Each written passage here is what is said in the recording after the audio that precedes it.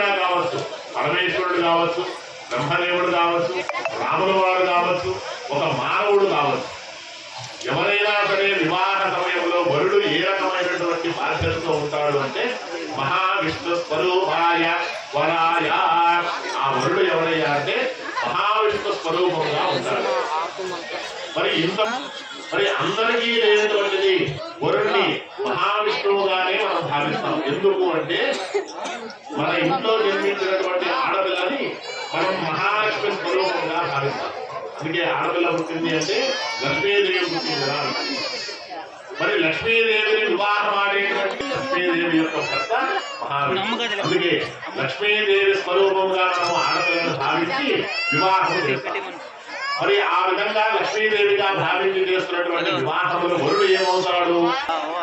ఇప్పుడు ఇక్కడ ఆయన పరమేశ్వరుడు అయినా కూడా వివాహ సందర్భంలో మహావిష్ణు స్వరూపాయ, మరి లక్ష్మీదేవి స్వరూపమైనటువంటి అమ్మవారిని మహావిష్ణు స్వరూపమైనటువంటి స్వామివారికి ఇచ్చి ఇప్పుడు మనం కన్యాదానం చేస్తాం. మరి ఈ కన్యాదాన భాగ్యాన్ని అందరికీ కల్పిస్తాం. ఎందుకు?